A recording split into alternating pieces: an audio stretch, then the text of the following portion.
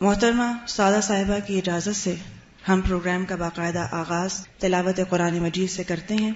تلاوت کے لیے تعلیم القرآن کی اسٹوڈنٹ تشریف لاتی ہیں۔ اعوذ باللہ من الشیطان الرجیم، بسم اللہ الرحمن الرحیم۔ ان عدت الشہور عند اللہ 12 شہرا فی کتاب اللہ یوم خلق السماوات والارض منها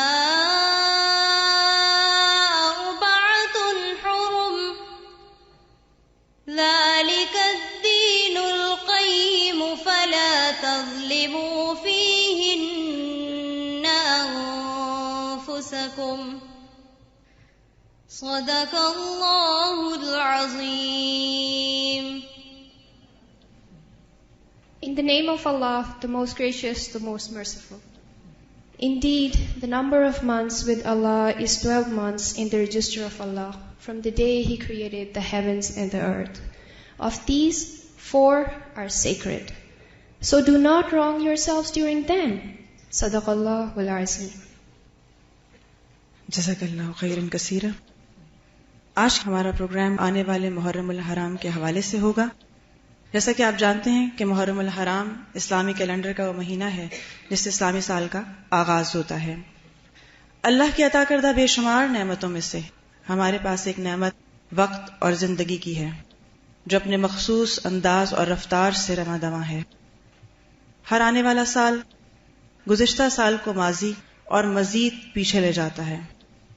سال اسی طرح آتے اور جاتے رہیں گے، لیکن سوال یہ ہے کہ ہم نے اس وقت کو کس طرح اور کن حالات میں گزارا، اور ضرورت اس امر کی ہے کہ اپنی زندگی کے لمحات کو زیادہ سے زیادہ کس طرح مفید تر بنایا جائے تاکہ آنے والا سال مزید بہتر اور بامقصد بنایا جا سکے۔ اس کے لیے ہم استاذہ محترمہ صاحبہ سے گزارش کرتے ہیں کہ آج کے موضوع محرم الحرام اور حرمت انسانیت کے حوالے سے ہماری رہنمائی فرمائیں۔ استاذہ صاحبہ۔ السلام علیکم ورحمۃ اللہ وبرکاتہ۔ وعلیکم السلام ورحمۃ اللہ وبرکاتہ۔ کیا حال ہے سب کا؟ الحمدللہ۔ تو پھر تیار ہیں آپ کیا کرنے کے لیے؟ نئے سال کے استقبال کے لیے؟ ٹھیک ہے۔ نحمدہ ونصلی علی رسولہ الکریم، اما بعد فاعوذ باللہ من الشیطان الرجیم، بسم اللہ الرحمن الرحیم، رب اشرح لی صدری ویسر لی امری واحلل عقدۃ من لسانی یفقہوا قولی۔ ایک حدیث میں آتا ہے کہ جس کا آج اس کے کل سے بہتر نہیں وہ برباد ہوا۔ یہ آج صرف ایک دن کی بات نہیں، پوری زندگی کی بات ہے۔ مومن اپنی زندگی کے ہر دن کو اہم ترین دن سمجھ کر گزارتا ہے۔ اس کے لیے ہر ہفتہ اپنے اندر ایک نیا پیغام رکھتا ہے، ہر مہینے میں وہ مزید ترقی کرتا ہے، اور ہر آنے والا سال پچھلے سال سے بہتر ہوتا ہے۔ اپنی زندگی کے ہر دن کو پچھلے دن سے کیسے بہتر بنایا جائے، اس کے لیے علم کی ضرورت ہوتی ہے۔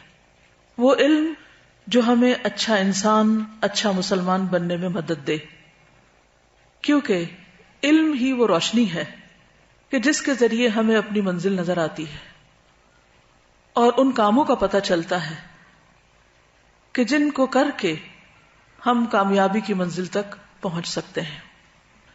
علم کے بغیر انسان اندھیرے میں ہے، اور علم صرف ایک بار حاصل کر لینا ہی کافی نہیں ہوتا، صرف کسی بات کو جان لینا ہی کافی نہیں ہوتا، اسے تازہ رکھنا، اسے بار بار دہراتے رہنا، یہاں تک کہ وہ ہمارے عمل کا حصہ بن جائے، یہ نہایت ضروری ہوتا ہے۔ تو آئیے ہم اس عہد کے ساتھ کہ ہم اپنے آج کو گزشتہ کل سے بہتر بنائیں گے انشاءاللہ، اور آنے والا سال ہمارے پچھلے سال سے زیادہ بہتر ہوگا، جس میں ہم انشاءاللہ اللہ سے اور قریب ہونے کی کوشش کریں گے۔ شیطان سے دور ہونے کی، برائیوں سے دور ہونے کی کوشش کریں گے، ان کاموں کو کرنے کی کوشش کریں گے انشاءاللہ جو ہمیں اپنی منزل کے قریب کریں، اور ان برائیوں کو اپنے سے نکالنے کی کوشش کریں گے جو ہمارے راستے کے لیے بدترین ہرڈلز ہیں۔ کون سا راستہ؟ اللہ کے قرب کا راستہ، اللہ کے قریب ہونے کا راستہ، اللہ کی محبت کو پانے کا راستہ، اللہ کی رضا حاصل کرنے کا راستہ۔ جیسا کہ ہم سب جانتے ہیں کہ ذوالحج اپنے اختتام کو پہنچ رہا ہے اور محرم کا آغاز ہوا ہی چاہتا ہے۔ اللہ سبحانہ و تعالیٰ نے سال کے جو 12 مہینے بنائے ان میں آخری مہینہ بھی محترم بنایا اور پہلا مہینہ بھی محترم۔ قرآن مجید میں اللہ سبحانہ و تعالیٰ نے مہینوں کی تعداد خود بتا دی۔ سورۃ التوبہ آیت 36 میں فرمایا ان عدۃ الشہور عند اللہ 12 شہرا فی کتاب اللہ یوم خلق السماوات والارض منها 4 حرم، بے شک مہینوں کی تعداد اللہ کے نزدیک جس دن سے اس نے آسمانوں اور زمین کو پیدا کیا اللہ کی کتاب میں 12 مہینے ہیں۔ یعنی 12 مہینے کا کانسیپٹ انسانی نہیں رحمانی ہے، یعنی اللہ کی طرف سے ہے۔ ان میں سے 4 حرمت والے ہیں، محترم ہیں، اور سال کا پہلا مہینہ محرم بھی انہی حرام مہینوں میں سے ہے۔ حدیث میں ان 4 مہینوں کی تفصیل مزید پتہ چلتی ہے۔ بخاری کی روایت میں آتا ہے کہ سال کے 12 مہینے ہیں جن میں 4 حرمت والے ہیں، 3 لگاتار ذی القعدہ، ذی الحجہ، محرم، اور رجب جو جمادی الاخر اور شعبان کے درمیان ہے۔ یہ 4 مہینے اسلام سے قبل دور جاہلیت میں بھی محترم تھے۔ ان میں سے 3 مہینوں میں حج کے قافلے جاتے اور آتے تھے، یعنی ذی القعدہ، ذی الحج اور محرم میں حج کے لیے جاتے اور واپس آتے، اور چوتھے مہینے رجب کو انہوں نے عمرے کے لیے خاص کر رکھا تھا۔ ان مہینوں میں جنگ و جدل بند کر دی جاتی تھی اور ہر طرف امن کی ضمانت ہوتی تھی۔ تو آج ہم محرم پر بات کر رہے ہیں، اور محرم کا مہینہ سال کا پہلا مہینہ تو ہے ہی، لیکن اس کے ساتھ ساتھ اس کی اپنی ایک شان ہے، اپنی ایک خصوصیت ہے۔ یہ انتہائی عظمت کا حامل ہے۔ یہ عظمت اس کے نام سے ہی واضح ہے، یعنی اس کی حرمت کی وجہ سے اس کا نام محرم رکھا گیا ہے۔ اور محرم کا لفظی معنی ہوتا ہے ممنوع، مقدس، حرام کیا گیا، عظمت والا، لائق احترام۔ یہ محرم کے معنی ہے کہ یہ مقدس مہینہ ہے، عظمت والا ہے، قابل احترام مہینہ ہے۔ تو اگر یہ مہینہ قابل احترام ہے تو پھر ہمیں اس میں کیا کرنا چاہیے؟ محرم الحرام کا نام ہمیں کیا پیغام دیتا ہے؟ ہمیں اس پر غور کرنے کی ضرورت ہے۔ اور کسی سال کا آغاز اگر احترام سے ہو تو اختتام بھی احترام پر ہونا چاہیے، اور ان دونوں اینڈز کے بیچ میں بھی ہمارے تعلقات، ہمارے کام، ہمارے معاملات، ان سب کے اندر احترام اور خاص طور پر باہمی احترام کی روح پائی جانی چاہیے۔ ہم اسی پیغام کو آگے لے کر بڑھتے ہیں۔ ہم اپنی زندگیوں کا جائزہ لیں، اپنے گھر والوں کا، اپنے خاندان کا، اپنے معاشرے کا، اپنے ملک کا اور پوری دنیا کا، کہ کیا واقعی اسلامی مہینے کی یہ روح لوگوں کے مزاج کے اندر بھی پائی جاتی ہے؟ کیا بحیثیت انسان میں دوسرے انسانوں کا احترام کرتی ہوں؟ میں اپنے خاندان والوں کا احترام کرتی ہوں، اپنے بہن بھائیوں کا، اپنے رشتہ داروں کا، اپنے دوستوں کا، ساتھیوں کا، کسی بھی انسان کا جس کے ساتھ میرا معاملہ پیش آتا ہے، اس کے ساتھ میرا معاملہ اور میرا رویہ کیسا رویہ ہے؟ میرے تعلقات اس کے ساتھ کیا احترام پر مبنی ہے یا بے حرمتی پر، اخلاق پر مبنی ہے یا بد اخلاقی پر؟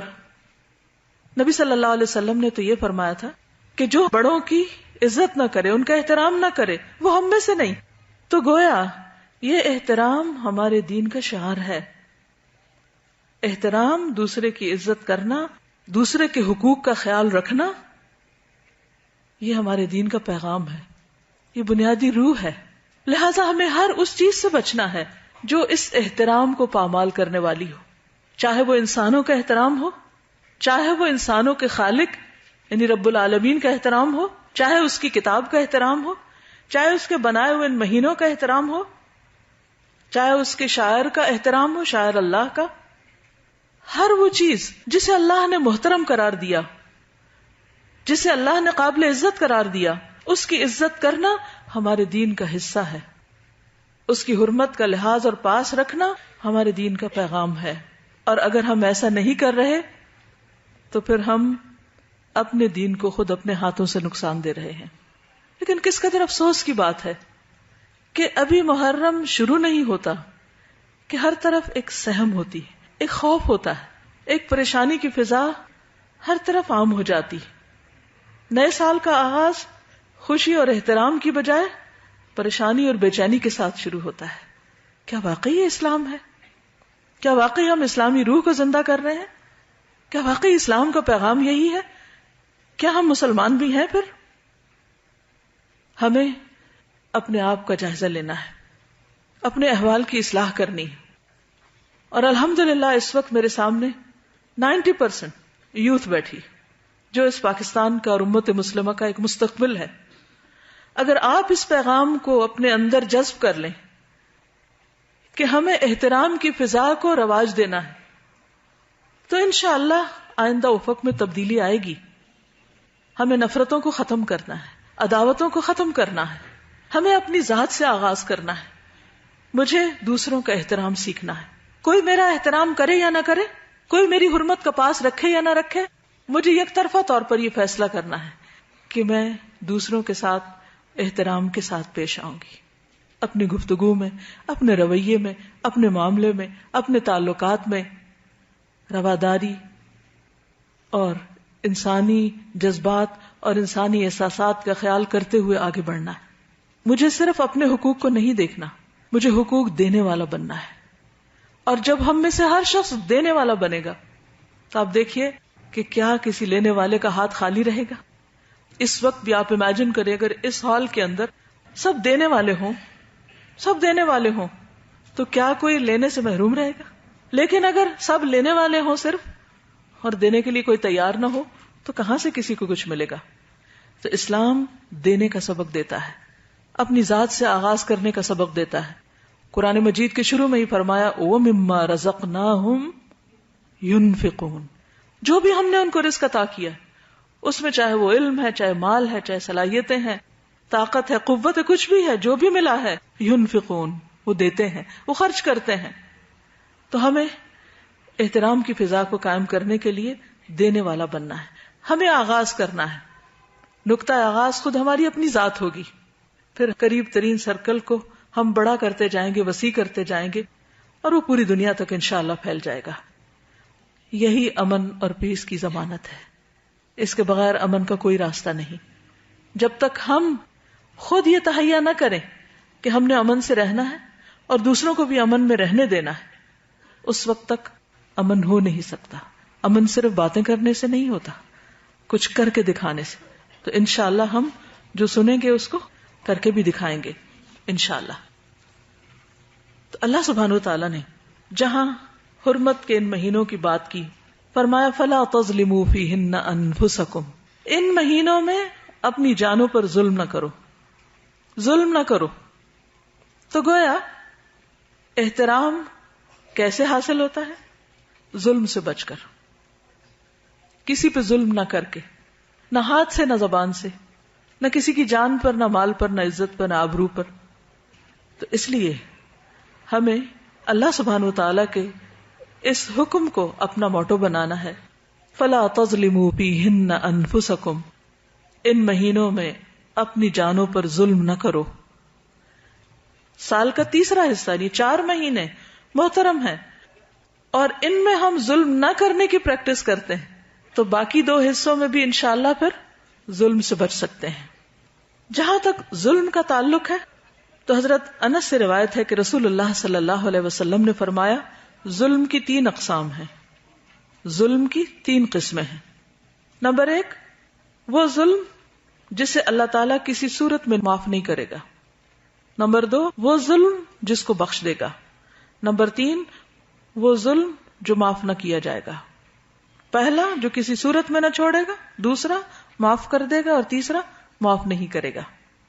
جس ظلم کو کسی صورت میں نہیں چھوڑا جائے گا وہ شرک ہے. ان الشرک لظلم عظیم، شرک سب سے بڑا ظلم ہے. گویا اللہ تعالیٰ کا حق نہ دینا، اللہ تعالیٰ کے حق میں کمی کرنا، اللہ تعالیٰ کے احترام میں کمی کرنا، اس کا سب سے بڑا مظہر کیا ہے کہ کسی کو اللہ کا شریک قرار دے دیا جائے. تو ظلم سے بچنے میں نمبر 1 چیز کیا ہے کہ انسان کس سے بچے؟ شرک سے بچے. کیونکہ جو اپنے خالق کا احترام نہیں کرتا، جو اپنے رب کا احترام نہیں کرتا، جو اس کا حق نہیں دیتا، جو اس کو گالی دینے سے باز نہیں آتا، یعنی وہ گالی دینا کیا ہے کہ کسی اور کو اللہ کا شریک قرار دے دینا، تو پھر وہ انسانوں کا حق کہاں سے پہچانے گا؟ اس لیے اللہ سبحانہ وتعالی نے شرک کو ظلم عظیم کہا ہے. ان الشرک لظلم عظیم. وہ ظلم جسے اللہ تعالیٰ بخش دیں گے وہ اللہ اور بندے کے درمیان ہے، یعنی اللہ کا حق کی عبادت نہ دینا. یعنی اگر اس میں کوئی کمی پیشی ہو گئی اور انسان نے توبہ کر لی تو اللہ تعالیٰ اس کو معاف کر دے گا. اور وہ ظلم جس کو معاف نہیں کیا جائے گا وہ بندوں کا آپس میں ایک دوسرے پر کیا ہوا ظلم ہے، یعنی حقوق العباد میں کمی. اللہ تعالیٰ ہر صورت میں بعض مظلوموں کو بعض ظالموں سے قصاص دلوائے گا، یعنی قیامت کے دن بدلہ دینا پڑے گا. اگر آج دنیا میں کوئی انسان کسی کا حق مارتا ہے، کسی پہ ظلم کرتا ہے، کسی کے ساتھ زیادتی کرتا ہے، اس کی جان مال عزت پر ہاتھ ڈالتا ہے، تو پھر قیامت کے دن اس کو بدلہ دینا ہوگا، قصاص دینا ہوگا. تو اس لیے انسان نمبر 1 اپنے ہر عمل کو اچھی طرح چھانے پٹکے اور دیکھے کہ کہیں وہ کسی بھی قسم کے ظاہری یا باطنی شرک میں تو مبتلا نہیں. یہ جاننے کے لیے توحید کی بات کو اچھی طرح سمجھ لے کہ توحید ہے کیا، کیونکہ جب تک توحید کے بارے میں جانتے نہیں تو شرک کبھی نہیں پتا چلے گا.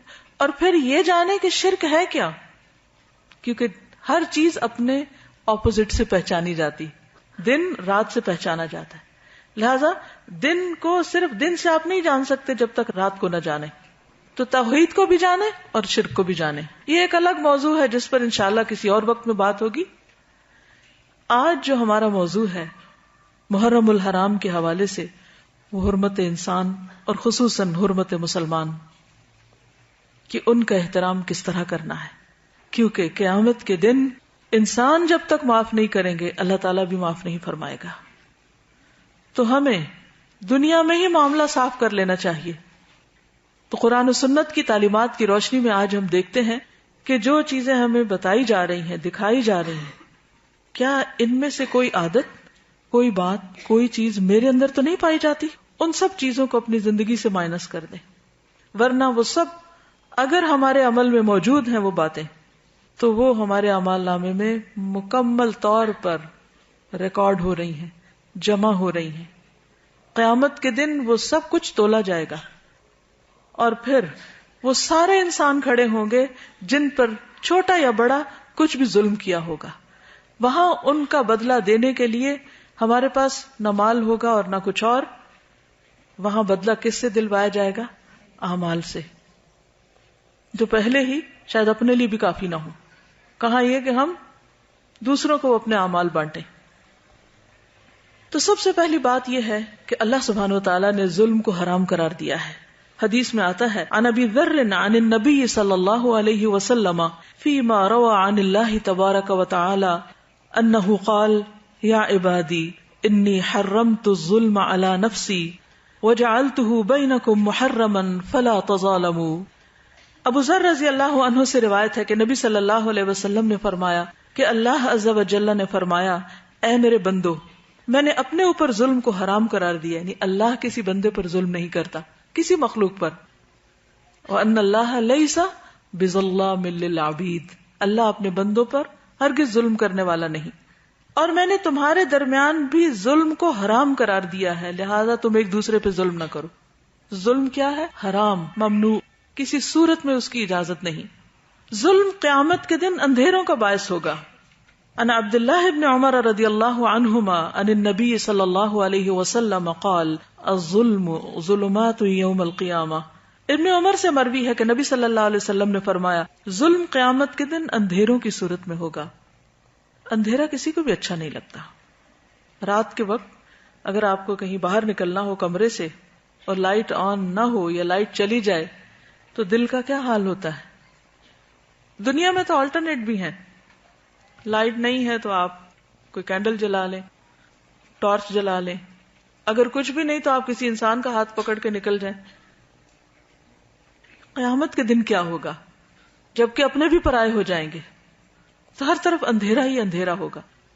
اب نے دیکھو جو سردی آ رہی ہے اور روشنی تھوڑی کم ہو رہی ہے سورج کی, یا بادل آ جاتے ہیں تو ایک عجیب سا ڈپریشن ہونے لگتا ہے.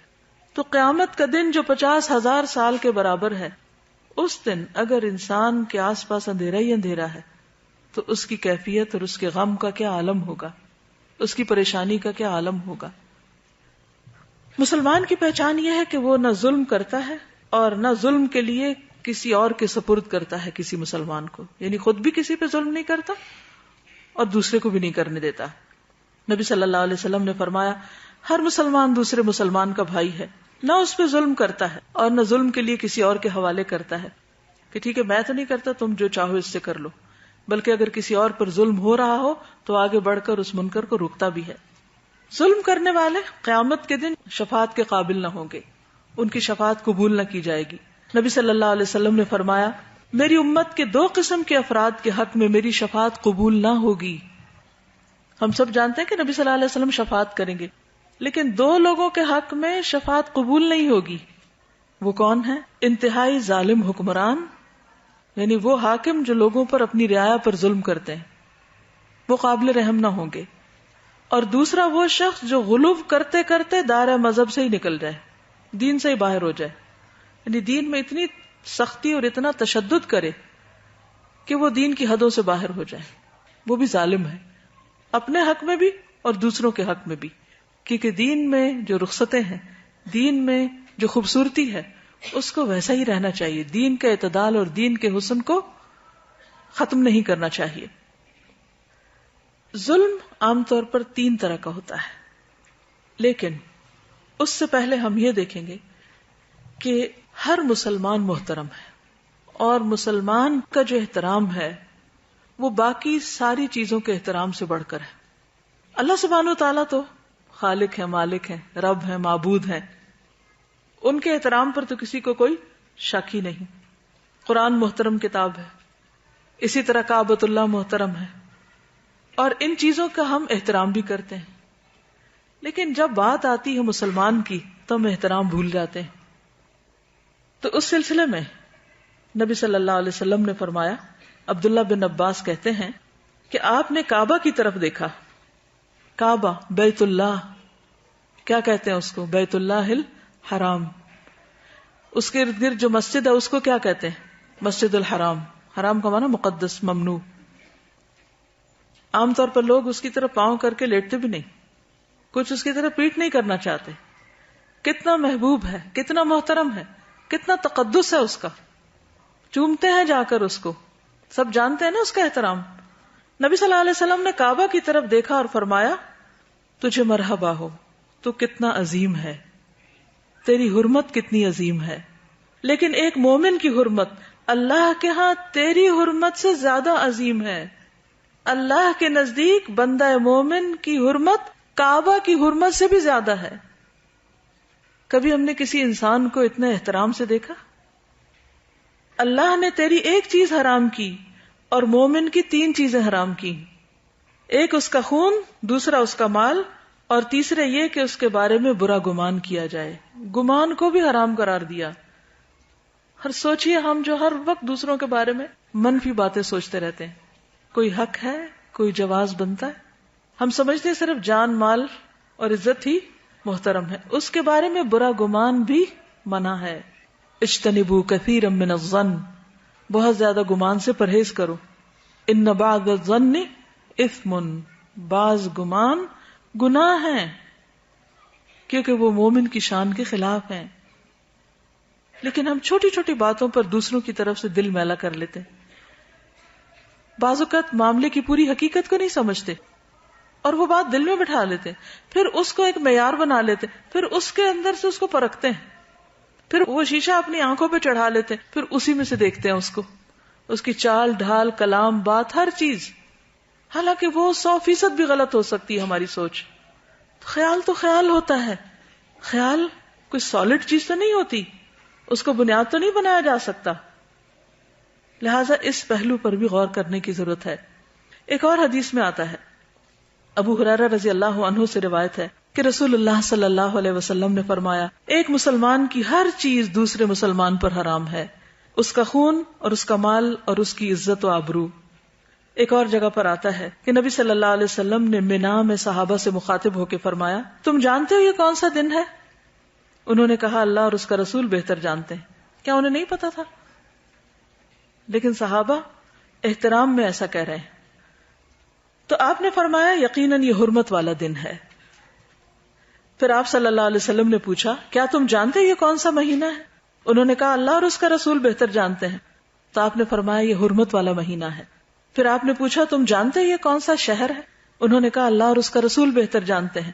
تو آپ نے فرمایا یہ حرمت والا شہر ہے. پھر فرمایا بے شک اللہ نے تمہارے خون، تمہارے مال، تمہاری عزتیں آپس میں تمہارے لیے اسی طرح حرام کی ہیں جس طرح تمہارے اس دن، تمہارے اس مہینے اور تمہارے اس شہر کی حرمت ہے. تم اس دن کو محترم سمجھتے ہو، اس مہینے کو محترم سمجھتے ہو، اس جگہ کو محترم سمجھتے ہو، لیکن یاد رکھو مومن کا احترام اس سے بڑھ کے ہے. ان احادیث کی روشنی میں اور آپ اپنے دلوں کا جائزہ لیں. کیا واقعی ہم احترام کے اس معیار پر پورے اترتے؟ سوچئے، غور کیجئے، اپنے والدین کے احترام کو دیکھیے، اپنے خاندان کے بزرگوں کو دیکھیے، اپنے سے بڑے افراد کو دیکھیے عمر میں، اپنے ساتھیوں کو، اپنے خدمتگاروں کو، ان کا کتنا احترام ہے، کیونکہ انسان تو وہ بھی ہیں. کچھ معلوم نہیں قیامت کے دن ان کا درجہ کہیں بلند ہو اور آپ وہ نیچے بیٹھے ہوں. کیا واقعی دین کی یہ روح ہمارے اندر ہے؟ ہم مسلمان کہلانے کے لائق ہیں؟ حق رکھتے ہیں؟ دلوں کا جائزہ لیجیے. آج اسلامی معاشرے سے کیا اٹھ چکا ہے جس کی وجہ سے ساری خرابیاں پیدا ہو رہی ہیں، ساری بے چینیاں اور بے اطمینانیاں، اس کی بنیادی وجہ یہی ہے. صرف آج سے اگر آپ یہ عہد کر لیں کہ کوئی بڑا ہو یا چھوٹا مجھے اس کے ساتھ عزت اور احترام سے بات کرنی ہے، تو آپ دیکھیے کہ پوری فضا ہی تبدیل ہو جائے گی. اور کیوں کرنا ہے؟ کیا کسی سے انعام کی خاطر، کسی سے کچھ حاصل کرنے کے لیے؟ نہیں. کیوں کریں گے ہم احترام کسی کا؟ اچھا یہ بتائیے مجھے، ہم احترام کرتے کیوں نہیں؟ احترام کیوں نہیں کرتے؟ اس کی کیا وجہ ہوتی؟ اس کے پیچھے کیا نفسیات ہوتی؟ تکبر، ایروگنس. ہم سمجھتے ہیں ہم اگر کسی کا احترام کریں گے، کسی کے ساتھ ہم عزت سے پیش آئیں گے تو ہم چھوٹے ہو جائیں گے، پھر دوسرے ہمارے سر پہ چڑھ جائیں گے. حالانکہ بہت سے اختلافات ہم احترام کی حد کے اندر رہتے ہوئے بھی حل کر سکتے ہیں. ضروری تو نہیں کہ کسی بھی کام کو بدتمیزی اور بد اخلاقی سے ہی کیا جائے. ہم امن سے، احترام سے، سکون سے، خوشی سے بہت سے معاملات کو حل کر سکتے ہیں. لیکن ہم ایسا کیوں نہیں کرتے؟ کیونکہ وہ اندر کی اصلاح نہیں ہوئی. بعض اوقات ہم یہ بھی کرتے ہیں کہ اگر کوئی میری عزت کرے گا تو میں اس کی عزت کروں گی. کنڈیشنل شرط رکھ دیتے ہیں، چونکہ اس نے نہیں کی لہٰذا مجھ پر بھی فرض عائد نہیں ہوتا. اور ایگو، برا گمان، جب ہمارے دل میں کسی کا احترام نہیں ہوتا نا تو رویے میں آتا ہی نہیں. جن کے دلوں میں احترام ہوتا ہے کیا وہ نگاہوں سے بھی نہیں چھلک رہا ہوتا؟ وہ چہروں سے جھلک رہا ہوتا ہے، وہ رویوں سے پتہ چل رہا ہوتا ہے، وہ چال ڈھال سے پتہ چل جاتا ہے. اس کے لیے کسی خول چڑھانے کی ضرورت ہی نہیں ہوتی. تو اصل چیز کیا ہے کہ اس بات کو اللہ کا حکم سمجھ کر اپنے اندر لانے کی کوشش کریں. جب وہ اندر آ جائے گی تو باہر خود بخود آ جائے گی. یہی دین کا طریقہ ہے، اسی کا نام تزکیہ ہے. نبی صلی اللہ علیہ وسلم صرف کتاب کی تعلیم دے کر نہیں چلے گئے بلکہ آپ نے لوگوں کا تزکیہ کیا. تو آئیے دیکھتے ہیں کہ کون کون سی چیز محترم ہے، احترام کیسے کرنا ہے، کسی کی کیا چیز ہم پر حرام ہے جس کو ہم نہیں چھیڑ سکتے. جس سے بچنا ہے. تو سب سے پہلے ہے جان کی حرمت. ہر انسان کو جینے کا حق ہے سوائے اس کے کہ اللہ اس کو یہ حق نہ دے. قرآن مجید میں قتل مومن کو حرام قرار دیا گیا. سورۃ النساء 93 میں فرمایا وَمَن يَقْتُلْ مُؤْمِنًا مُتَعَمِّدًا فَجَزَاؤُهُ جَهَنَّمُ خَالِدًا فِيهَا وَغَضِبَ اللَّهُ عَلَيْهِ وَلَعَنَهُ وَأَعَدَّ لَهُ عَذَابًا عَظِيمًا. اور جو کوئی کسی مومن کو قصداً قتل کر ڈالے یعنی جان بوجھ کے قتل کر دے اس کی سزا جہنم ہے جس میں وہ ہمیشہ رہے گا. اس پر اللہ تعالیٰ کا غضب ہے. اللہ تعالیٰ نے اس پر لعنت کی ہے اور اس پر اس کے لیے بہت بڑا عذاب تیار کر رکھا ہے. حدیث میں آتا ہے حضرت ابو ہریرہ رسول اللہ صلی اللہ علیہ وسلم کا یہ فرمان ذکر کر رہے تھے کہ اگر تمام آسمانوں اور زمین والے کسی مومن کے قتل میں شریک ہوں تو اللہ تعالیٰ ان سب کو جہنم میں دھکیل دے گا. یعنی صرف ایک شخص نہیں، اگر ایک کے قتل میں 10 لوگ شریک ہیں تو وہ 10 کے 10، اور اگر سارے آسمان والے اور سارے زمین والے تو وہ سارے کے سارے. پتہ کیا چلتا ہے کہ ایک مومن کی جان اس قدر قیمتی ہے اللہ کے نزدیک کہ اس کے بدلے میں وہ سب کو سزا دے سکتا ہے اگر وہ اس کے جان لینے میں شریک ہو. آج آپ دیکھیے کہ ہمارے معاشرے میں کتنی چھوٹی چھوٹی باتوں پر قتل ہو جاتے ہیں. مثلا جائیداد، خاندانی دشمنیاں، چھوٹی سی بات سے غصے میں فلیئر اپ ہو جانا، اور شک کی بنیاد پر کھیل میں ہار جیت پر قتل ہو رہا ہے، غیرت کے نام پر، بعض کو صرف شک کی بنیاد پر، گمان کی بنیاد پر، تعصبات کی بنیاد پر، مذہبی بنیادوں پر، حسد کی وجہ سے. کسی دن کا کوئی اخبار اٹھا لیں بغیر کسی امتیاز کے، کوئی اخبار کسی بھی دن کا قتل کی خبر سے خالی نہ ہوگا. اور بتا رہی ہیں کہ میاں بیوی میں جھگڑا ہوا، بیوی نے 6 ماہ کی بچی کو چھت سے اٹھا کے پھینک دیا. ان گنت کہانیاں ہیں قتل کی. حالانکہ اللہ کے نزدیک اتنا بڑا جرم، اور پھر خصوصاً بے گناہ کا قتل. رسول اللہ صلی اللہ علیہ وسلم ایک خطبے میں فرما رہے تھے امید ہے کہ ہر ایک گناہ اللہ تعالیٰ معاف فرما دے گا سوائے اس شخص کے جو کسی مومن کو جان بوجھ کر قتل کر دے، یا جو شخص کفر کی حالت میں مرے. اور قیامت کے دن سب سے زیادہ مفلس وہ شخص ہوگا کہ جو بہت سی نیکیاں لے کر آئے گا لیکن اس کے ساتھ ساتھ اس نے کسی کو گالی دی ہوگی، کسی پہ تہمت لگائی ہوگی، کسی کا مال کھایا ہوگا، کسی کا خون بہایا ہوگا، کسی کو مارا ہوگا. سب لوگوں کو اس آدمی کی نیکیاں دے دی جائیں گی، اور اگر اس کی نیکیاں ان کے حقوق کی ادائیگی سے پہلے ختم ہو گئیں تو ان لوگوں کے گناہ بھی اس آدمی پہ ڈال دیے جائیں گے، پھر اس کو جہنم میں ڈال دیا جائے گا. وہ صرف اپنے گناہوں کی سزا نہیں بھگتے گا بلکہ اس کے ساتھ ساتھ باقی سب کے گناہوں کی سزا بھی بھگتے گا جن پر اس نے دنیا میں ظلم کیا تھا. حدیث میں آتا ہے نبی صلی اللہ علیہ وسلم نے فرمایا اس ذات کی قسم جس کے قبضے میں میری جان ہے، مومن کا قتل کرنا اللہ کے نزدیک تمام دنیا کے تباہ ہونے سے زیادہ ہے. سوچئے اس بات کو، یعنی تمام دنیا کا زوال، تمام دنیا کا ختم ہو جانا. اللہ نے دنیا میں کیا کچھ بنایا ہوا، سمندر ہے، پہاڑ ہیں، دریا، درخت، طرح طرح کے پھل، بے شمار نعمتیں، آپ گن نہیں سکتے دنیا میں جو کچھ ہے. لیکن اللہ نے یہ سب کچھ کس کے لیے بنایا؟ انسان کے لیے بنایا. اور اگر انسان کو کوئی ختم کر دے تو باقی چیزوں کی کیا ویلیو ہے؟ کچھ بھی تو نہیں. لہذا پوری دنیا کا زوال ایک طرف اور مومن کا قتل ایک طرف، اتنا سنگین اور بڑا جرم. قتل کرنا تو جرم ہے ہی، مسلمان بھائی پر اسلحہ لہرانا بھی منع ہے. حدیث میں آتا ہے رسول اللہ صلی اللہ علیہ وسلم نے فرمایا جب مسلمان اپنے بھائی پر اسلحہ لہرائے یعنی مثلا تلوار ہے تو اٹھائے یا چاقو دکھائے یا کوئی بندوق کی نالی اس کی طرف پھیرے تو فرشتے ہمیشہ اس پر لعنت کرتے رہتے ہیں یہاں تک کہ وہ اس کو نیام میں داخل کر لے، یعنی واپس ڈال لے. یعنی کسی کی طرف اسلحے کے ساتھ پوائنٹ آؤٹ کرنا جو ہے وہ بھی منع ہے. کہاں یہ کہ اٹھا کے کسی کو کچھ مار دے کوئی. اچھا اس کو کیوں منع کیا گیا؟ اس پر کیوں لعنت کی گئی؟ یعنی اسلحے کو لہرا کے کسی کو ڈرانا یا اس کی طرف اس کا رخ کرنا. کچھ پتہ نہیں کہ کس وقت غلطی سے ہی گولی چل جائے یا شیطان اس کو صرف کھیل کھیل میں دکھاتے ہوئے دوسرے پہ جا مارنے کی دعوت دے. خوف زدہ کرنا بھی منع ہے.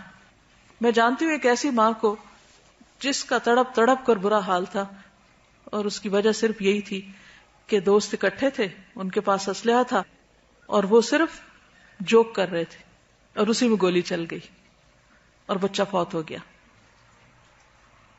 اور اس ماں کو کسی پل کسی پہلو قرار نہیں آ رہا تھا کہ یہ کیا ہو گیا. وہ جانے والا تو چلا گیا، لیکن لواحقین پیچھے جتنا تڑپتے ہیں اس تکلیف کا بھی آپ اندازہ کیجئے. اور اس میں انٹینشن نہیں تھی، قتل خطا تھا، لیکن کیا تھا؟ اس حدیث سے لا علمی کہ مذاق میں بھی یا کسی بھی طرح آپ لہراؤ بھی نہیں، نکال کے کسی کو ڈراؤ بھی نہیں.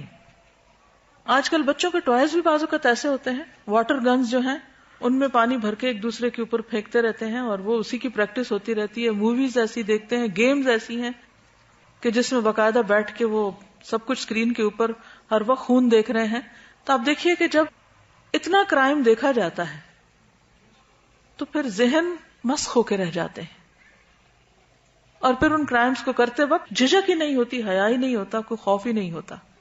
بعض اوقات مائیں بچوں کی طرف جو بھی چیز ہاتھ میں ہوتی، چوری ہو، کینچی ہو، چمٹا ہو، کچھ ہو، کوئی سلائی ہو، اس سے بھی وار کرتی رہتی، اور بعض اوقات چھٹ بھی جاتا ہے، تو اس سے بھی بچنا چاہیے. ابن عباس سے روایت ہے کہ نبی صلی اللہ علیہ وسلم نے فرمایا، لوگوں میں سب سے زیادہ مبغوض اللہ کے ہاں 3 لوگ ہیں، سخت ناپسندیدہ. نمبر 1 حرم میں ظلم کرنے والا، نمبر 2 اسلام میں جاہلیت کا طریقہ تلاش کرنے والا، اور نمبر 3 کسی شخص کا خون ناحق طلب کرنے والا، یعنی کسی شخص کے پیچھے پڑنے والا کہ وہ ملے تو اس کو مار ڈالے. ایسا شخص جو صرف تلاش ہی کر رہا ہو. بات کہتے ہیں ٹارگٹ کلنگ، یعنی کچھ لوگوں نے اس کو ایک مذاق بنایا ہوا ہے یا ایک کھیل بنایا ہوا ہے، یا کچھ لوگوں کو اپنے ٹارگٹ پہ رکھا ہوتا ہے کہ فلاں فلاں کو مار ڈالنا ہے، اور اس کے لیے وہ راستے تلاش کرتے رہتے ہیں. تو ایسا شخص بھی اللہ کا انتہائی ناپسندیدہ شخص ہے کہ جو کسی کو مارنے کے درپے ہو. بے جا خون جنت کے دروازے پر رکاوٹ بن جائے گا.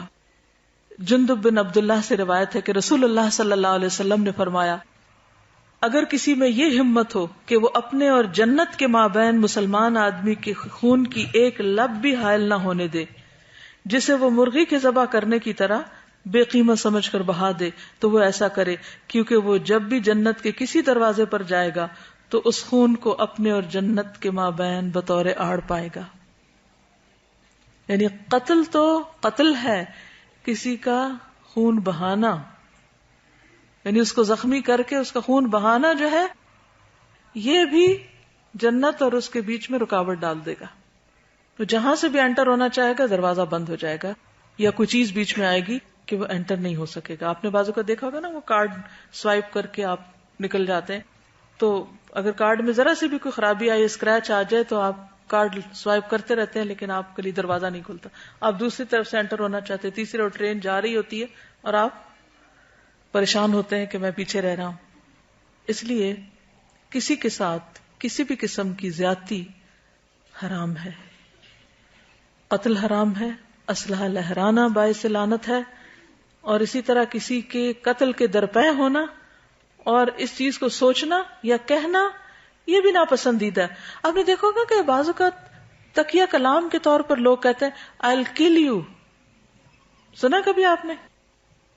اس سے بھی بچیے، کیونکہ اگر آپ دن میں 10 دفعہ یہ کہہ رہے ہیں تو آپ کے اعمال نامے میں لکھا جا رہا ہے. اور بعض لفظ ہم جب بار بار بولتے ہیں تو کیا ہوتا ہے، لاشعور میں چلے جاتے ہیں، اور پھر بعض اوقات انسان اچانک ایسی کوئی غلطی کر بیٹھتا ہے کہ جس کا وہ سوچتا نہیں ہے، اسے سوچا نہیں ہوتا، لیکن اسے وہ بھول چکا ہوتا ہے کہہ کے کہ میں یہ کہتا رہا ہوں.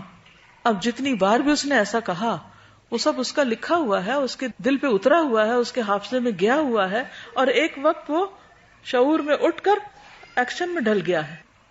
تو اس لیے اپنی لغت سے، اپنی زبان سے، اپنی گفتگو سے ایسے تمام الفاظ غصے میں بھی نہ بولے جائیں کہ جو کسی وقت عمل میں ڈھل جائیں.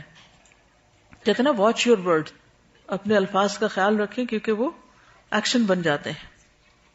اس قسم کے جتنے بھی الفاظ ہیں، جیسے گو ٹو ہیل یا کوئی بھی گندے لفظ، جس کے اندر ایک تکلیف دہ یا اذیت والی بات پائی جاتی تو ہنسی مذاق میں بھی نہیں کرنے چاہیے. یہ نہیں سوچنا چاہیے کہ یہ تو ہمارے فرینک ہونے کی علامت ہے, ہم ایک دوسرے کو کچھ بھی کہہ سکتے ہیں. یہ کوئی بہادری نہیں کہ ہم ایک دوسرے کو کچھ بھی کہہ سکتے ہیں. اس میں آپ دیکھیے کہ جیسے اسپیڈی ڈرائیونگ ہے, آپ تیز رفتار گاڑی چلاتے ہیں, کیئرلیس ڈرائیونگ کرتے ہیں, کوئی بھی کام کیئرلیسلی کرتے ہیں, اپنی کسی ڈیوٹی کو پوری طرح پورا نہیں کرتے اور اس کے نتیجے میں آپ کسی مثلاً گٹر کا ڈھکن نہیں لگاتے اور جان چلی جاتی ہے, تو آپ ذمہ دار ہیں. طریقہ کوئی بھی ہو سکتا ہے, وہ غفلت ہو, وہ جان بوجھ کے کرنا ہو, کیئرلیسنس ہو, ہر حال میں انسانی جان کا احترام لازم ہے. یہاں تک اگر آپ میں سے کوئی کچھ آ کے کہنا چاہے, موسٹ ویلکم. اس کے بعد ہم اگلی بات پہ آئیں گے, مال کی حرمت, کہ دوسرے کا مال بھی ہم پر حرام ہے. میں یہ کہنا چاہوں گی کہ قتل کا جب ہم پڑھتے ہیں نا کہ ظلم کی قسمیں ہیں, اور سب سے بڑا لگ رہا ہے کہ قتل, یہ ہمیں لگتا ہے بہت ایکسٹریم ہے, ہم تو اس تک نہیں جا رہے, لیکن اس کی اگر ہم ابتدا میں دیکھیں تو یہ ایک انسان کو ورتھ لیس جب ہم سمجھتے ہیں کہ اس انسان کی کوئی قدر و قیمت نہیں ہے, تو تب ہی ہم اس ایکسٹریم لیول تک پہنچتے ہیں. اور اس سے پہلے تک کی جتنی بھی قسمیں ہیں انسانوں کا جب ہم احترام نہیں کرتے, اس کے پیچھے وجہ صرف یہی ہے کہ ہم کسی کو قابل قدر ہی نہیں سمجھتے. ایسا لگتا ہے جیسے سمجھنے سے آری ہو گئے ہیں بالکل. اور یوتھ میں جو لیک آف ریسپیکٹ میں دیکھ رہی ہوں, اس کی وجہ مجھے یہ نظر آتی کہ جو لوگ دوسروں کا احترام کرتے ہیں وہ بس سافٹ اسپوکن ہوتے ہیں, ان کے ساتھ واپسی جو ریسیپروکل رویہ رکھا جاتا ہے وہ کافی ڈومینیٹنگ قسم کا ہوتا ہے, اور ان کے انسلٹنگ ٹون ہوتی ہے. وہ سمجھتے ہیں کہ یہ اتنا ویک بندہ ہے تو اب اس کے ساتھ جس طرح مرضی ہم کر لیں. تو وہ ایک ریئیکشن کے طور پہ جب وہ دیکھتے ہیں کہ یہ تو کوئی ایسی چیز ہے کہ جس کے خلاف ہمیں یہ چیز سہنی پڑے گی, اسٹرانگ نظر آنے کے لیے بھی روڈنیس کی جاتی ہے. تو بیسیکلی جو ہمیں جو چیز سمجھنے کی ضرورت ہے پھر وہ یہی ہے کہ ہر انسان کی کم از کم اتنی ویلیو دے دیں جتنی ویلیو ہم اپنے آپ کو دیتے ہیں. وہ شخص مسلمان ہی نہیں ہو سکتا جو دوسرے کے لیے وہ نہ چاہے جو وہ اپنے لیے چاہتا ہے. دوسروں کو قتل کرنے کے علاوہ ہمیں خود کو بھی قتل کرنے کی اجازت نہیں. بعض اوقات لوگ غصے میں آ کے, جذبات میں آ کر سوئسائڈ کی کوشش کرتے ہیں اور سمجھتے ہیں کہ اگر ہم نے خود کو ختم کر لیا تو سارے مسائل کا حل مل جائے گا, حالانکہ وہ حل نہیں. زندگی ایک بہت بڑی نعمت ہے, ہر لمحہ قیمتی ہے, جو پوری دنیا کی دولت خرچ کر کے بھی آپ واپس نہیں لے سکتے. اگر ضائع ہو جائے تو ہم یہ کہاں سے کہہ سکتے ہیں کہ I'm sick and tired of my life. قتل کی ایک اور قسم اپنے ہی بچوں کو قتل کر دینا. اللہ سبحانہ وتعالیٰ قرآن مجید فرماتے ہیں لا تقتلوا اولادکم خشیۃ املاق, مفلسی کے ڈر سے اپنی اولاد کو قتل نہ کرو. ابارشن کے نئے نئے طریقے ایجاد ہونے کی وجہ سے بعض اوقات صرف اس لیے کسی بچے کو دنیا میں آنے سے روک دیا جاتا ہے یا آنے سے پہلے قتل کر دیا جاتا ہے کہ وہ ہمارے ساتھ رزق میں شریک ہوگا, یا ہم اس کو کھلائیں گے کہاں سے, گویا رازق ہم خود بن گئے. تو قتل کسی بھی درجے پر ہو, چاہے اپنا ہو, چاہے کسی بچے کا ہو, جنین کا ہو, یا کسی انسان کا ہو, مرد کا ہو یا عورت کا, بڑے کا ہو یا چھوٹے کا, سب کی جان محترم ہے. نیکسٹ ہے مال کی حرمت.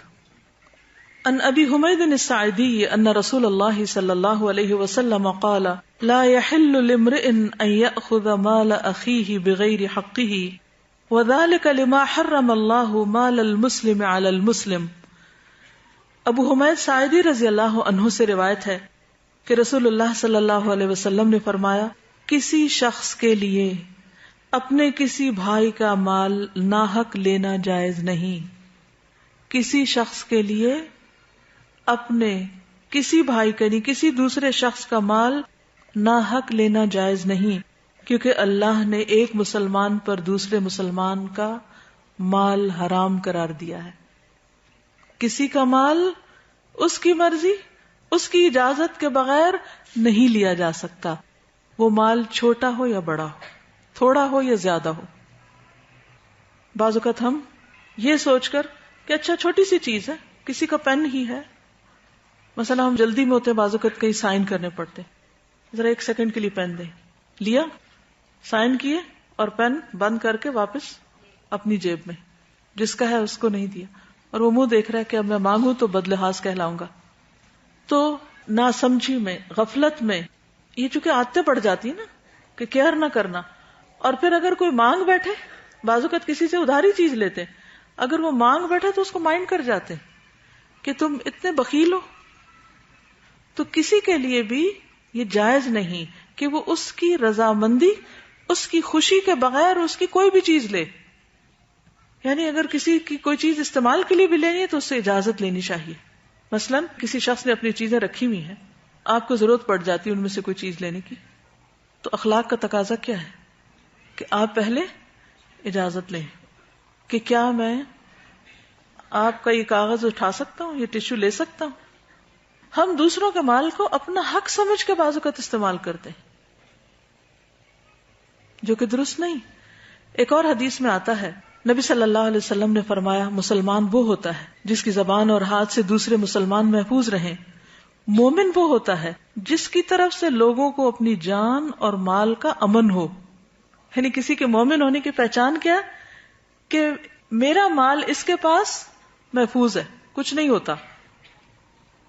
انسان اس کی طرف سے بے خوف ہو کہ یہ میرے مال میں کچھ نقصان دے گا. ایک اور حدیث میں ہے، نبی صلی اللہ علیہ وسلم نے فرمایا، مسلمان مسلمان کے لیے آئینہ ہے اور مسلمان مسلمان کا بھائی ہے کہ اس سے اس کے نقصان کو روکتا ہے، اس کی پیٹھ پیچھے اس کا دفاع کرتا ہے. یعنی صرف یہ کہ لینا نہیں، بلکہ اگر کسی کے مال کو کوئی نقصان پہنچ رہا تو اس نقصان کو بھی روکنا ہے. پھر یہ ہے کہ ہنسی مذاق میں بھی کسی کا مال لینا جائز نہیں. عبداللہ بن صائب سے روایت ہے، وہ اپنے والد سے اور وہ عبداللہ کے دادا سے روایت کرتے ہیں، انہوں نے رسول اللہ صلی اللہ علیہ وسلم کو فرماتے ہوئے سنا، تم میں سے کوئی شخص اپنے بھائی کی کوئی چیز ہرگز نہ لے، نہ مذاق میں نہ حقیقتاً. حدیث میں آتا ہے لائبن ولا جادن، نہ کھیل میں اور نہ سیریسلی. کیونکہ بعض اوقات کوئی شخص کچھ کھا رہا ہے اور اس نے آپ کو آفر نہیں کیا، اب آپ کا بھی دل کر پڑتا کہ آپ بھی جا کے وہ کھا لیں، تو اب آپ کیا کرتے ہیں کہ ہنسی مذاق میں بعض اوقات چھین لیتے ہیں اس سے یا اس میں شریک ہو جاتے ہیں. ہاں اگر آپ کو یہ پتا ہو کہ وہ شخص خوش ہوگا کہ آپ اس کے ساتھ شریک ہوں، کیونکہ لوگوں کے ساتھ رہتے رہتے مزاج کا پتہ چل جاتا ہے نا. اب بعض اوقات گھر میں بہن بھائیوں میں چھوٹی چھوٹی لڑائیاں کس وجہ سے ہوتی ہیں؟ انہی باتوں پہ ہوتی ہے نا، جب ہم ان کی مرضی کے بغیر ان کی چیز لے لیتے ہیں یا ان کے حصے کی چیز ہم کھا جاتے ہیں. اسی طرح مزدور کی اجرت ہضم نہیں کی جا سکتی کہ آپ نے کسی سے کام کروایا اور پھر آپ اس کو اس کی تنخواہ نہ دیں، پیمنٹ نہ کریں. نبی صلی اللہ علیہ وسلم نے فرمایا، سب سے بڑے گناہ یہ ہیں، وہ آدمی جس نے ایک عورت سے شادی کی، اس سے اپنی حاجت پوری کی، پھر اسے طلاق دے دی اور اس کا حق کے مہر ہڑپ کر گیا. یعنی عورت کو حق کے مہر نہ دینا یہ بھی جرم ہے. دوسرا وہ آدمی جس نے کسی کو مزدوری پہ لگایا اور اس کی اجرت خود نگل گیا، یعنی پیمنٹ نہیں کی مزدوروں کی. تیسرا وہ آدمی جس نے کسی چوپائے کو بے فائدہ قتل کر دیا، ایسے ہی مذاق میں. پھر اسی طرح آپ صلی اللہ علیہ وسلم نے کسی کا مال لوٹنے سے، یعنی ڈکیتی وغیرہ کرنے سے اور اچکنے سے بھی منع کیا ہے. آپ نے یہاں تک منع کیا ہے کہ اگر کسی کے مال پر کوئی قدرتی آفت آ جائے تو اس سے پھر وہ چیز وصول کی جائے. نبی صلی اللہ علیہ وسلم نے فرمایا، جو شخص پھل فروخت کرے پھر اس پر کسی قسم کی آفت نازل ہو جائے، مثلا کوئی سیلاب آ گیا یا کوئی اور اسی طرح کی تباہی ہو گئی، تو وہ اپنے بھائی کا مال وصول نہ کرے.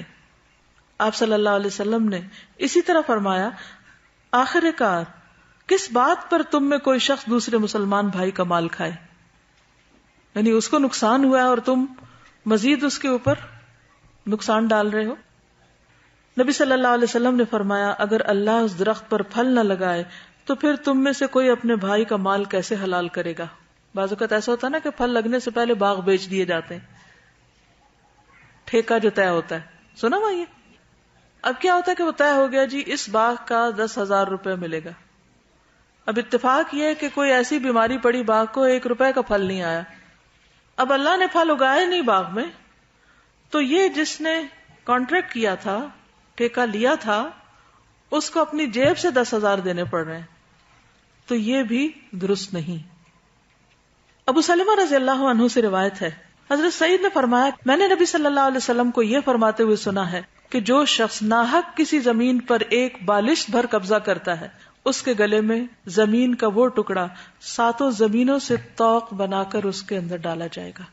صرف ایک بالشت ناحق زمین پہ قبضہ، اس کی سزا قیامت کے دن کیا ہوگی؟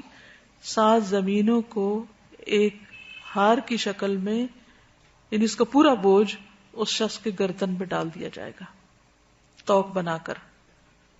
اور جو شخص کسی قوم کی اجازت کے بغیر ان سے معاملات کی نسبت اختیار کرتا ہے اس پر اللہ کی لعنت ہے. جو شخص قسم کھا کر کسی مسلمان کا ناجائز طور پر مال حاصل کرتا ہے اللہ اس میں کبھی برکت نہیں دیتا.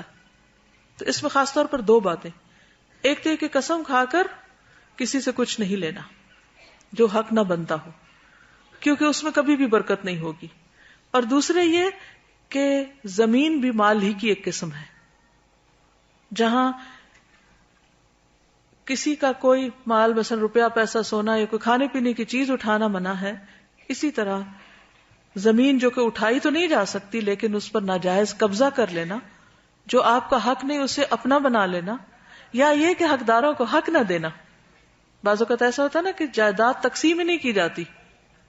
ہمارے معاشرے میں خاص طور پر عورتوں کو حق نہیں دیا جاتا، اس سے بھی منع کیا گیا ہے. یہ ظلم کی قسم ہے، یہ حرمتوں کی خلاف ورزی ہے. ایک اور حدیث میں ہے آپ صلی اللہ علیہ وسلم نے فرمایا جس شخص نے جھوٹی قسم کے ساتھ کسی مسلمان کا مال حاصل کیا اس کے دل پر ایک سیاہ نقطہ ہوگا جس کو قیامت تک کوئی چیز تبدیل نہیں کر سکتی. یعنی جب کوئی چوری کرتا ہے، چوری یا ناجائز طور پر مال لیتا ہے تو اس کا نقصان کیا ہوتا ہے؟ دل پر سیاہی آ جاتی. وہ سیاہی اتر ہی نہیں سکتی قیامت تک، سیاہی رہے گی جب تک انسان اس کو لوٹا نہ دے، توبہ نہ کر لے، اپنے مال سے نکال نہ دے. اور دیکھیں بعض لوگ ہیبیچل ہوتے ہیں، ان کو ایک عادت ہوتی ہے کسی نہ کسی کے مال میں ہاتھ ڈالنے کی، کچھ نہ کچھ اٹھانے کی. وہ کسی ریڑھی کے پاس سے گزریں گے، وہاں سے کچھ اٹھا کے کھا لیں گے. وہ کسی شاپ میں جائیں گے، وہاں سے کچھ اٹھا کے جیب میں ڈال لیں گے. وہ کسی باغ میں سے گزر رہے گے، وہاں سے اور کچھ نہیں پھول ہی توڑ لیں گے. وہ بھی تو کسی کا ہے نا، ہمارا تو نہیں. کسی آفس میں کام کر رہے ہوں گے، وہاں سے پیپر اٹھا کے گھر لے جائیں گے، اسٹیشنری چرا کے گھر لے جائیں گے.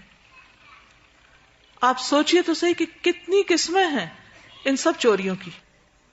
بعض اوقات نیبرز نے اپنے کچھ پھلدار درخت لگائے ہوئے ہیں اور وہ سو رہے ہیں اندر، گلی محلے کے بچے سارے اکٹھے ہو کر جا کر توڑ کے سب کچھ ختم کر کے ہضم کر دیتے ہیں، کھائے پیے نہ بھی ضائع کر دیتے ہیں. کون ان کی تربیت کرے گا؟ کون ان کو بتائے گا کہ یہ غلط ہے؟ اور جب بچپن سے بچوں کے منہ کو حرام لگ جاتا ہے، ناجائز کسی کی چیز اٹھا کے کھانے کی عادت پڑ جاتی، تو پھر بڑے ہو کر ان کو تمیز نہیں رہتی. ہر ماں کے اوپر لازم ہے کہ بچہ جب اسکول سے آئے تو اس کا بیگ الٹ دے، اور جو چیز خود خرید کے نہیں دی اس کو واپس کرنے کی تلقین کرے، اسے اٹھا کر پھینک دے، وہ اس کے مال میں شامل نہ ہونے دے. اس کو وہ اس سے اس طرح ڈرائے جیسے آگ کے ٹکڑے سے ماں ڈراتی. بچہ جب آگ کے اوپر ہاتھ لگانے لگتا تو ماں کھینچ لیتی ہے، اسی طرح ہاتھ کھینچ لے کہ یہ تو تمہاری چیز ہی نہیں ہے، یہ کیسے اٹھا لی. ایک اور حدیث میں آتا ہے رسول اللہ صلی اللہ علیہ وسلم نے 2 جمرات کے درمیان، یعنی حج کے موقع پر 2 جمرات کے درمیان فرمایا جس شخص نے جھوٹی قسم کے ساتھ کسی مسلمان کا مال حاصل کیا وہ اپنا ٹھکانہ آگ میں بنا لے اور حاضر غائب کو بتا دے. آپ نے 2 یا 3 بار یہی بات فرمائی. ایک اور حدیث میں آتا ہے جو شخص جھوٹی قسمیں کھائے تاکہ کسی کا مال جو اس کے ذمہ واجب ہے اس کو ہضم کر لے، یعنی واپس نہ کرے، تو وہ اللہ سے اس حال میں ملے گا کہ اللہ اس پر ناراض ہوگا. ایک اور حدیث میں آتا ہے نبی صلی اللہ علیہ وسلم نے فرمایا جس نے کسی مسلمان کا ناحق ایک لقمہ بھی کھایا اللہ تعالیٰ اسے اتنا ہی جہنم کا کھانا کھلائیں گے. جس نے کسی مسلمان کا ناحق کپڑا پہنا اللہ تعالیٰ اسے اسی کے بقدر جہنم کا کپڑا پہنائیں گے. اور جو کوئی کسی مسلمان کے ساتھ دکھلاوے والی جگہ پر کھڑا ہوگا تو اللہ تعالیٰ اسے قیامت والے دن دکھلاوے والے مقام پر کھڑا کرے گا. یعنی اس کے عیب لوگوں کے سامنے لائے گا. ایک اور حدیث میں آتا ہے نبی صلی اللہ علیہ وسلم نے فرمایا مسلمان کی گمشدہ چیز آگ کی لپٹ ہوتی ہے، اس کے قریب بھی نہ جانا. گمشدہ چیز آگ کی لپٹ ہے. یعنی مثلاً کوئی شخص اپنی کوئی چیز بھول گیا اور آپ کو پتا ہے کہ فلاں کی ہے، وہ چلا گیا. مثلا کوئی موبائل بھول گیا، کوئی اپنی کوئی جیولری میں سے، بعض اوقات ایسا تھا نا کہ آپ واش روم جاتے ہیں تو گھڑی اتارتے ہیں یا آپ انگوٹھی اتار کے رکھتے ہیں، کچھ لوگوں کی عادت ہوتی ہے وضو وغیرہ کرنے سے پہلے، اور واپسی پہ بھول جاتے ہیں. اتنے میں پیچھے سے کوئی اور جاتا ہے، وہ دیکھتا ہے کہ یہ تو اتنی قیمتی گھڑی پڑی، تو اٹھا کے جیب میں ڈال لیتا ہے، چھپا لیتا ہے. یہ کیا ہے؟ گویا آگ کا انگارہ ہے جو اس نے چھپایا. اول تو یہ کہ جس کے اندر ایمان ہوگا وہ تو ہاتھ ہی نہیں لگائے گا کہ پڑی رہے. جو بھول کے گیا اس کو یاد آئے گا، وہ واپس آ کے اسی جگہ سے تلاش کرے گا، اس کو مل جائے گی.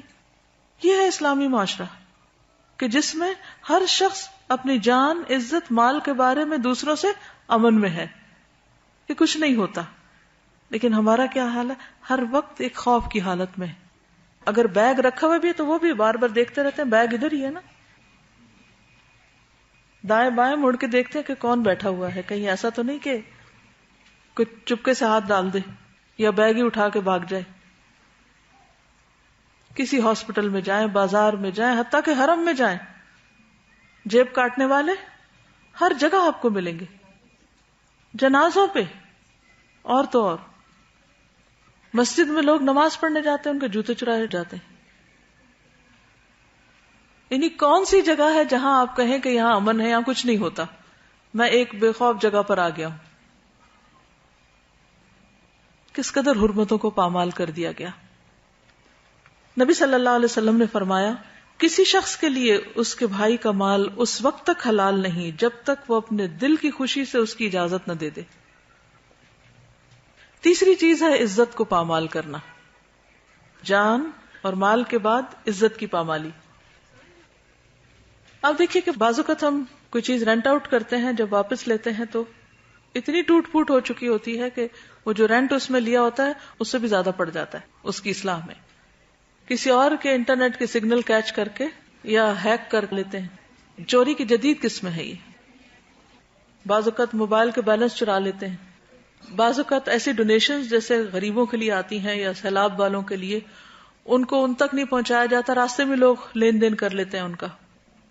اسی طرح ٹیلی فون کی چوری، گورنمنٹ کو نقصان دینا، بجلی کی چوری، گیس کی چوری، کسی کے محل پہ نیت خراب رکھنا.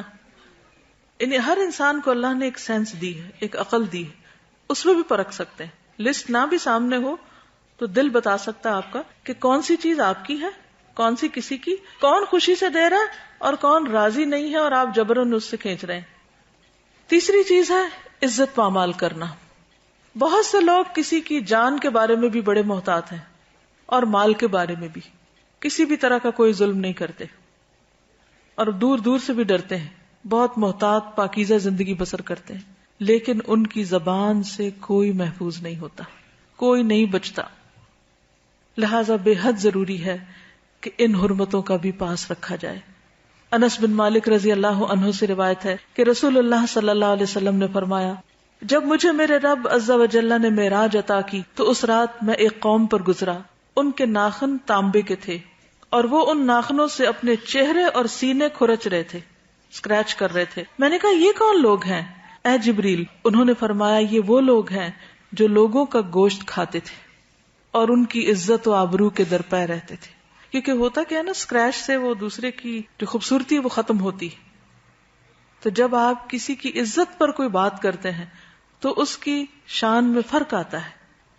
تو قیامت کے دن کسی کے ساتھ جو کرے گا وہ اپنے آپ کو خود ہی نوچ رہا ہوگا، اپنے آپ کو خود بدنما اور بدصورت بنا رہا ہوگا.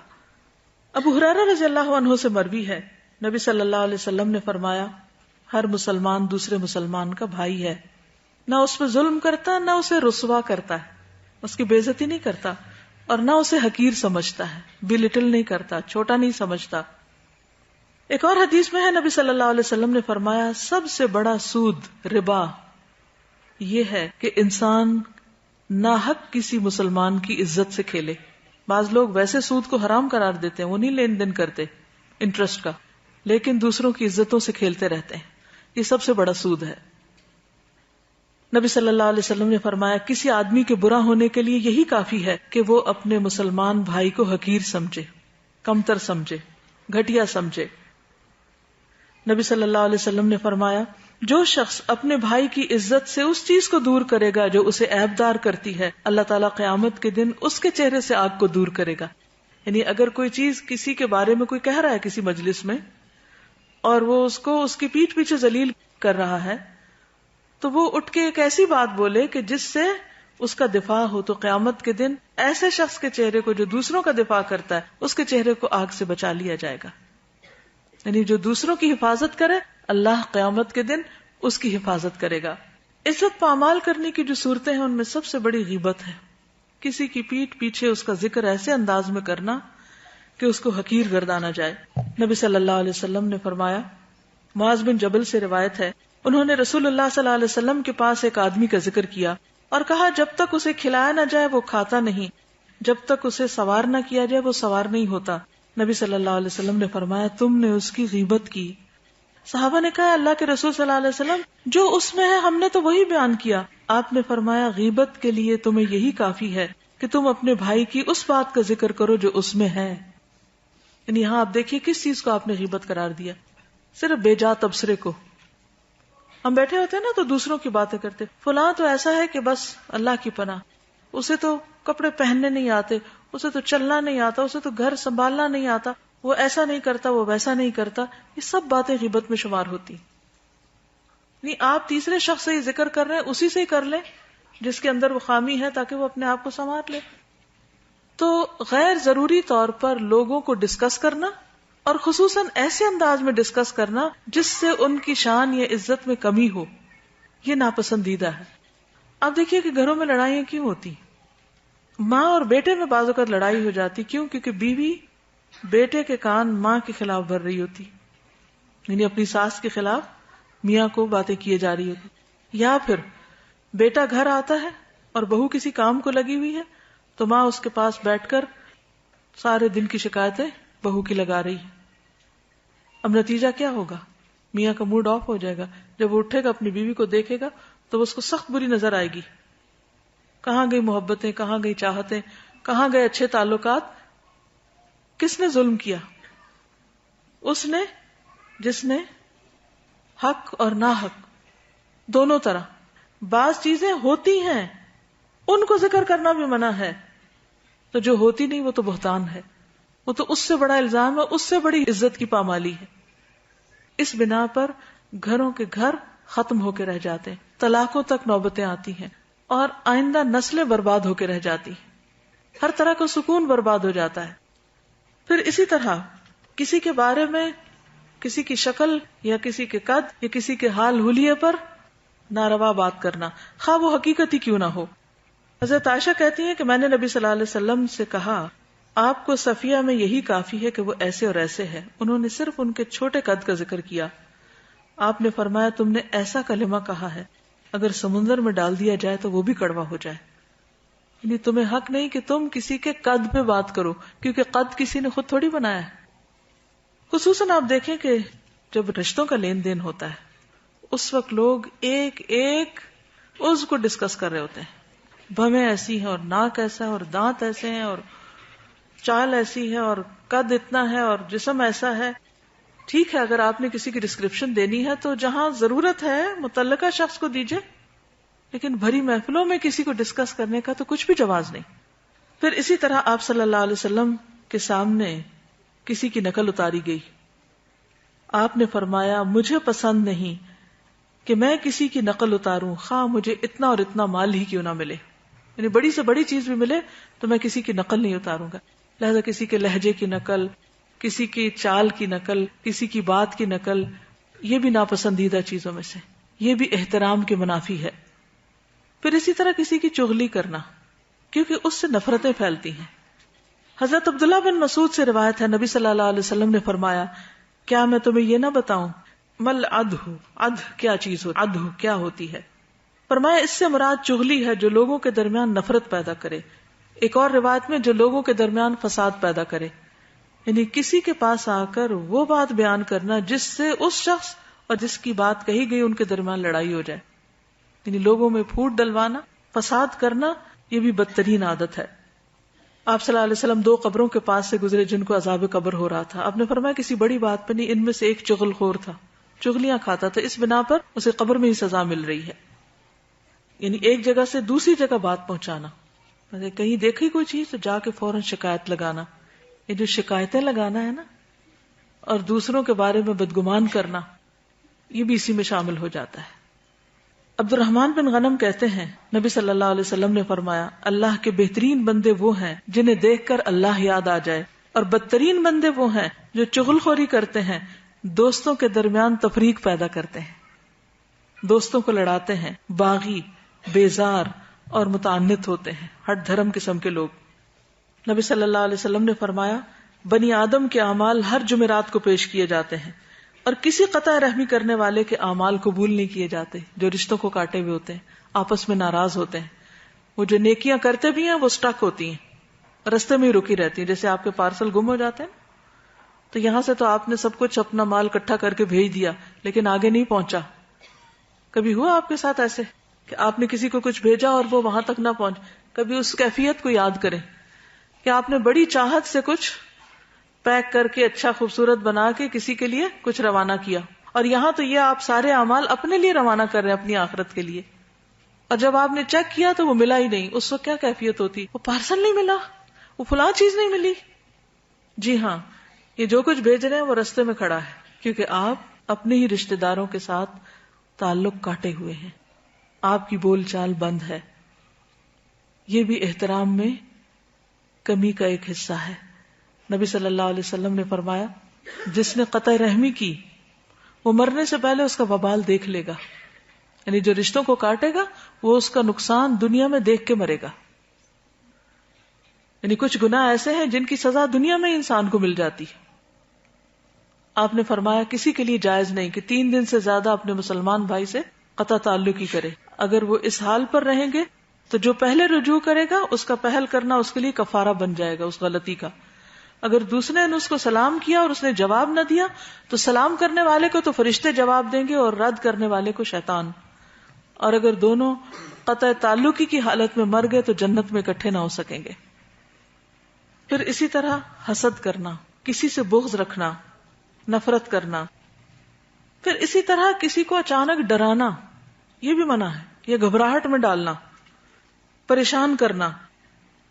نبی صلی اللہ علیہ وسلم کے ساتھ لوگ سفر میں تھے جن میں سے ایک شخص سو گیا، تو ان میں سے بعض اس کی رسی کی طرف گئے جو اس کے ساتھ تھی اور وہ اسے لے گیا، یعنی اس کی چیز اٹھا کے لے گئے. وہ آدمی گھبرا گیا.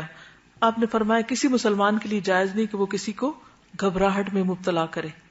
ہم بعض اوقات کیا کرتے ہیں، اچانک ایک دم دھماکہ کرتے ہیں کسی کے سر پہ جا کے اور اس کو ڈرا دیتے ہیں. بعض اوقات ہارٹ اٹیک تک ہو جاتے ہیں لوگوں کو جب ان کو خوف زدہ کرتے ہیں.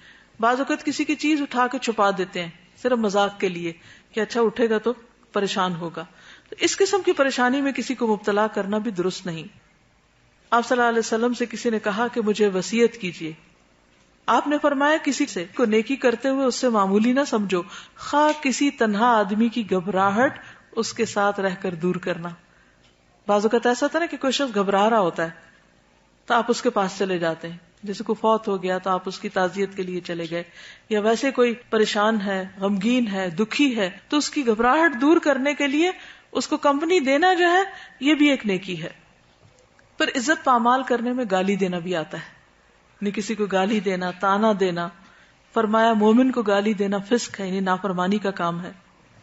آپ صلی اللہ علیہ وسلم نے فرمایا جب کوئی شخص اپنے بھائی کو اے کافر کہتا ہے، یعنی کسی کو کافر کافر کہتا ہے، تو وہ اس کے قتل کی طرح ہے، وہ اس کے قتل کی طرح ہے. اور مومن پر لعنت کرنا اس کے قتل کی طرح ہے. کسی پہ لعنت بھی نہیں کی جا سکتی. نبی صلی اللہ علیہ وسلم نے فرمایا میں تمہیں وصیت کرتا ہوں کہ تم لعن تان کرنے والے نہ بنو. فرمایا زیادہ لعنت کرنے والے قیامت کے دن شفاعت کرنے والے نہیں ہوں گے، اور نہ ہی گواہی دینے والے. پھر اسی طرح کسی کو آر نہ دلائیں. آر دینا کیا ہوتا ہے؟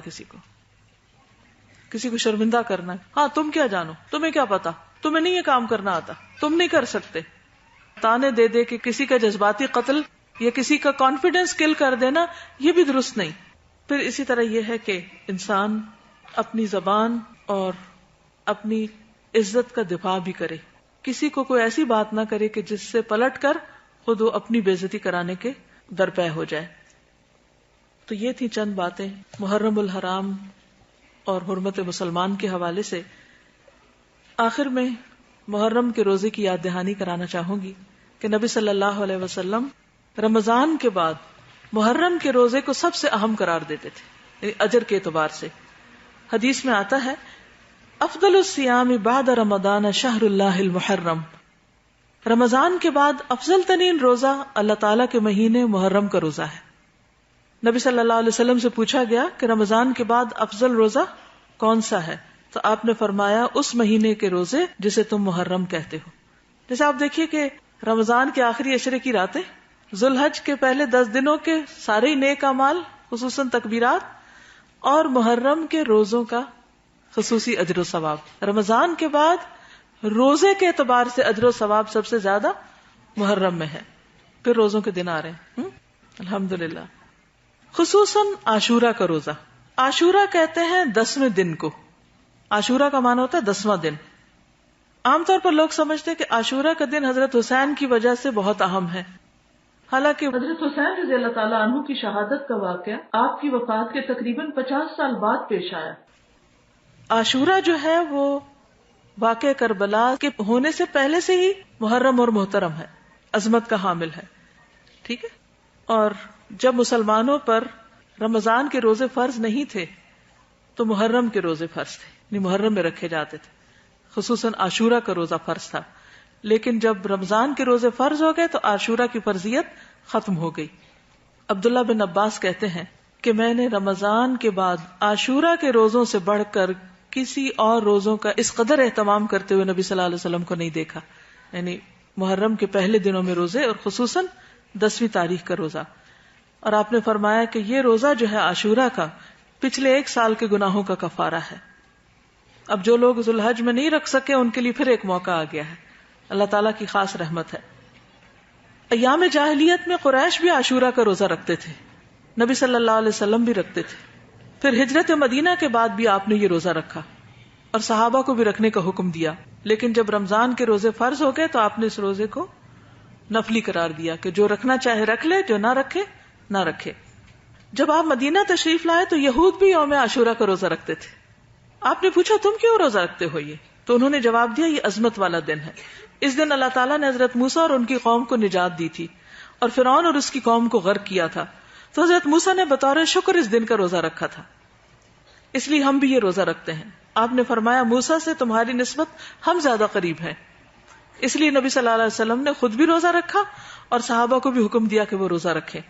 لیکن آپ نے ایک اپنی خواہش کا اظہار کیا کہ یہود کی مشابہت سے بچنے کے لیے ایک کی بجائے 2 روزے رکھے جائیں، یعنی 9 اور 10 کا یا پھر 10 اور 11 کا روزہ. آپ نے فرمایا جب اگلا سال آئے گا تو ہم انشاءاللہ 9 تاریخ کا روزہ بھی رکھیں گے، لیکن اس سے پہلے ہی آپ کی وفات ہو گئی. تو 10 کے ساتھ 9 کا افضل ہے، لیکن اگر کسی وجہ سے 9 کا نہ رکھا جا سکے تو 10 سے 11 کو ساتھ ملا لینا چاہیے.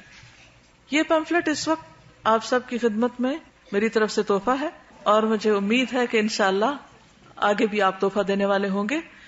اور اس میں خصوصی طور پر جو معلومات ہیں روزے کے حوالے سے یا محرم کے احترام کے حوالے سے یا محرم کی تاریخ کے حوالے سے، ان کو آپ دوسروں کے ساتھ بھی شیئر کیجیے، کیونکہ بعض اوقات محرم میں جو واقعات بعد میں ہوئے ہیں ان کا تذکرہ اتنا زیادہ ہو جاتا ہے کہ اس کی اصل تاریخی حیثیت مدھم ہو جاتی. اس کے ساتھ ہی یہ بات بھی یاد رکھیے کہ ایک نیا سال آیا ہے اور بہت جلد پھر اپنے اختتام کو جا پہنچے گا. جس طرح پچھلے سالوں میں بہت سا وقت گزر گیا، اس سال کا ریزولوشن کیا ہوگا، کیا کرنا ہے ہم کو؟ نمبر 1، پچھلے سال سے اس سال کو بہتر بنانا ہے. اور نمبر 2 احترام کرنا سیکھنا ہے، حرمتوں کی پاسداری کرنی ہے. مومن کی حرمت کعبے کی حرمت سے زیادہ ہے. دوسروں پر احترام کی نظر. اب سوال یہ پیدا ہوتا ہے کہ اگر دوسرے غلطی کریں تو پھر ہم کیسے احترام کریں؟ ہم یہی اپنے آپ کو جسٹیفیکیشن دیتے ہیں نا، فلاں چور ہے، فلاں غلط کام کرتا ہے، فلاں ایسا برا ہے، ایسا ہے، ایسا ہے. ہم کیسے اس کا احترام کریں؟ وہ انسان تو ہے، وہ کچھ بھی ہے، وہ انسان تو ہے. نبی صلی اللہ علیہ وسلم تشریف فرما تھے کہ ایک جنازہ گزرا تو آپ جنازے کے احترام میں کھڑے ہو جاتے. تو لوگوں نے کہا یہ کسی یہودی کا جنازہ ہے. آپ نے فرمایا کہ کیا وہ انسان نہیں؟ تو کوئی کچھ بھی ہو، کسی مذہب، کسی ملت، کسی اخلاق، کسی کردار کا شخص، لیکن انسانیت کے درجے میں بحیثیت انسان اس کا احترام لازم ہے. ہاں اگر اس نے اللہ کی کوئی نافرمانی کی ہے یا اس پر کوئی حد جاری ہوتی ہے تو وہ اپنی سزا کو پہنچ جائے گا. ہم نہ جج ہیں، نہ حاکم ہیں، اور نہ ہمارے ہاتھ میں قانون ہے کہ ہم دوسروں کے اوپر فیصلے کریں، فتوے سنائیں ان کو، یا ان کی برائیاں اچھالیں، یا ان کی عزت پامال کریں، یا ان کو ذلیل و رسوا کریں، یا ہم کسی بھی قسم کا ججمنٹل رویہ اختیار کریں. لہذا بے حد ضروری ہے کہ ہر انسان کو انسان ہونے کی حیثیت اور ناطے سے قابل احترام گردانے. اگر وہ آپ کے ساتھ کوئی زیادتی کر بھی جائے تو معاف کرنا سیکھیں، کیونکہ درگزر کیے بغیر آپ احترام نہیں کر سکیں گے. دوسروں کو حق دیں، اپنا حق اللہ کے ذمے کر دیں. اگر کوئی ہمارا حق ہمیں نہیں دیتا تو اللہ کی ذات موجود ہے.